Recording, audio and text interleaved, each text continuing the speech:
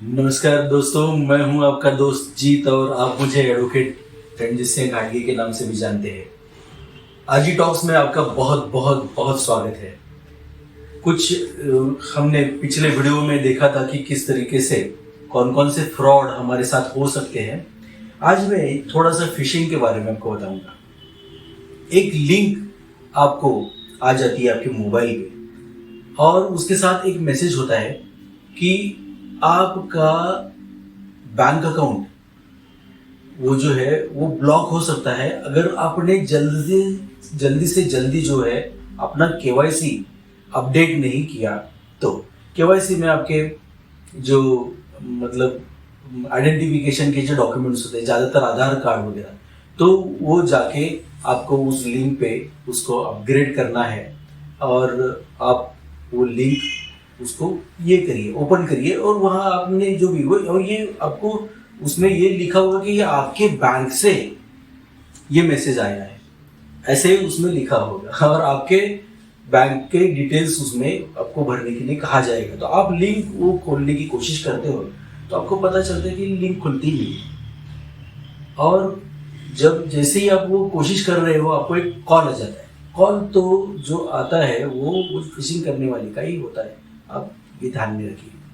वो आपको बोलेगा कि क्या आप ये ट्राई कर रहे हैं ऐसे ऐसे कुछ और आपका ये अपडेट करने की कोशिश कर रहे हैं तो आपको लिंक खुल नहीं रही है, तो आप तो हाँ ही बोलोगे।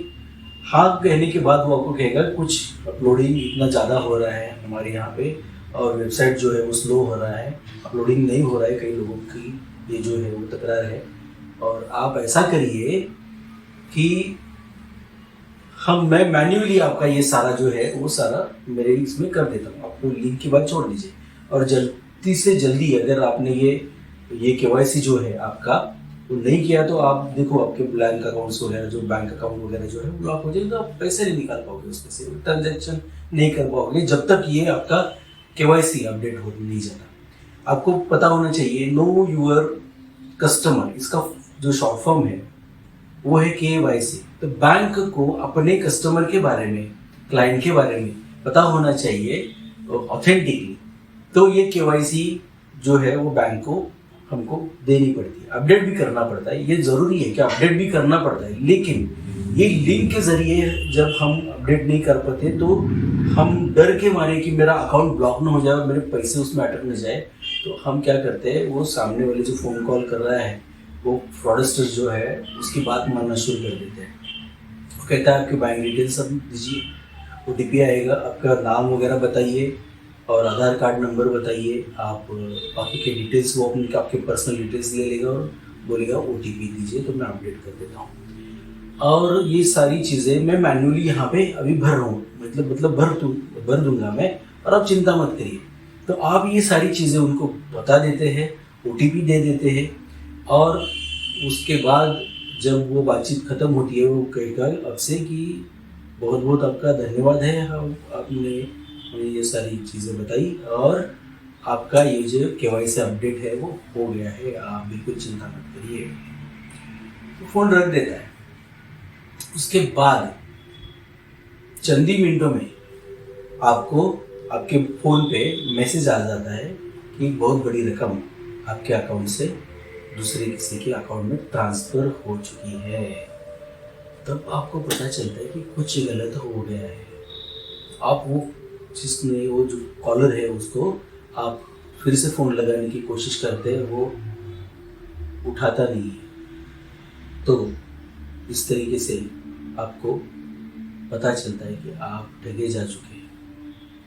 देखिए, कोई भी बैंक आपसे इस तरीके से कोई लिंक भेज के आपकी इंफॉर्मेशन, पर्सनल इंफॉर्मेशन या फिर OTP शेयर करने के लिए मांगती नहीं है। दूसरी बात है, एक अनजान लिंक है, उसको आप कोई भी वेरिफिकेशन नहीं, आपको पता भी नहीं है कि ये सही में बैंक ने भेजा है कि नहीं भेजा है, फिर भी आप उसको ओपन करते हो, ये सबसे बड़ी गलती है।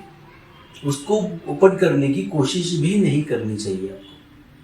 उसके बाद वो फ्रॉडस्टर का कॉल आ जाता है, वो आपको ये सारी चीज़ें शेयर करने को बोलता है, आपकी जान पहचान भी नहीं है, आप ये मान के चल रहे हो कि ये आपके बैंक से फ़ोन कॉल आया हुआ है और आप उसको एक अनजान व्यक्ति पर भरोसा करके आप अपने सारे पर्सनल डिटेल्स उसको मतलब बता देते हो और ऊपर से ओटीपी बता देते हो। ओटीपी बताने आपको पता होना चाहिए कि ओटीपी किस लिए इस्तेमाल होता है। जब पैसे का ट्रांसफर होता है तभी ओटीपी का इस्तेमाल होता है।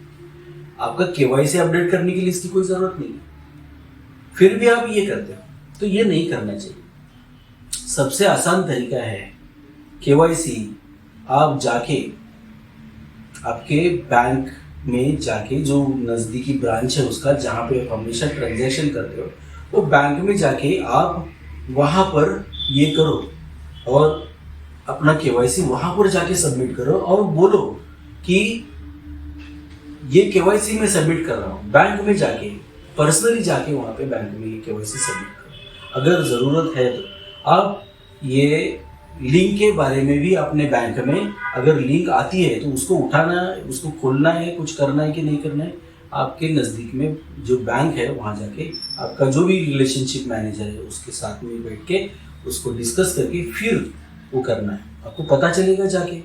बहुत ही आसान तरीका है। आपके नज़दीकी बैंक में जाके, आपके ब्रांच में जाके आप ये सब कर सकते हो। तो क्यों खोल रहे हो ये सारी चीज़ें? उसके बाद केवाईसी अपग्रेडेशन जो होता है, बैंक आपको लेटर भी भेज देता है, बैंक आपको ईमेल भी भेज देता है, तब जाके आपने ऑथेंटिकली इस पे काम करना है, ये समझ लीजिए। आप ओटीपी आपको बताना नहीं है, ये तो बात है ही। पर्सनल डिटेल्स शेयर नहीं करना है और सबसे आसान तरीका है वो बैंक में जाके हमको बात करनी है। इसके बाद और एक चीज़ है, आपको अगर ये लिंक ये करते वक्त आपको समझ लीजिए आपने लिंक ओपन किया नहीं किया, तो उसके बाद भी फ्रॉडस्टर का जो कॉल है वो तो आना ही है आपको कि आपने आपको लिंक भेजा फिर भी आपने ये क्यों नहीं किया। तो उसका नंबर आपको पता चल जाएगा, आपको समझ में आएगा कि ये कॉल क्यों कर रहे हैं। अभी ये वीडियो सुनने के बाद तो आप बहुत ही सावधानी बरतेंगे, मुझे पता है। तो जब ये कॉल आपको आएगा, सबसे पहला काम आपको करना है तो cyber-india.com की वेबसाइट पे जाना है, गवर्नमेंट के, और इस वेबसाइट पे आपको एक कंप्लेंट लॉन्च कर देना है, बता देना है। आपके साथ वाले पुलिस स्टेशन में भी अगर ये कंप्लेंट आप करेंगे, रिटर्न कंप्लेंट करेंगे, एक्नॉलेजमेंट आपके पास रखेंगे, या फिर आप साइबर का जो भी आपके इसमें जो स्टेट में आपके उपलब्ध है वहाँ पर आप कंप्लेंट कर देते हैं, या फिर जो पुलिस अपना ऑनलाइन कंप्लेंट लेते हैं वहाँ पर आप कंप्लेंट करते हैं। सबसे अच्छा तरीका है साइबर सेल में इसको अपने देश के एक कंप्लेंट को लॉन्च कर देना है और वहाँ बता देना है कि ये वक्त पे ये नंबर से मुझे कॉल आया था। उसको ट्रेस करने की कोशिश की जाएगी साइबर सेल से, और ये जो गुनहगार है, अपराधी है, उसने पहले भी ऐसे अपराध किए होंगे, आगे चल के ऐसे ना अपराध करे, और पिछले मतलब जो गुनाह की है उसका जो हिसाब है वो लेने के लिए पुलिस उनको अरेस्ट करने की कोशिश करेगी, उसके ऊपर केस दर्ज हो जाएगा। आपकी सावधानी की वजह से बहुत सारे आगे आने वाले लोग बच जाएंगे और पिछले गुनाह जो उसका रिकवरी भी करने के लिए पुलिस को मदद मिलेगी, और ये जो उसने गुनाह किए हैं पिछले वाले, उसको उसके लिए सजा देने की भी कोशिश की जाएगी। तो ये सबसे ज़रूरी चीज़ है कि आप एक बहुत ही जिम्मेदार नागरिक की तरह जाके साइबर सेल में इसके विषय में कंप्लेंट करें। आवश्यक ये नहीं है कि आप बच गए, आवश्यक ये है कि आप एक जिम्मेदार नागरिक की तरह काम कर रहे हैं।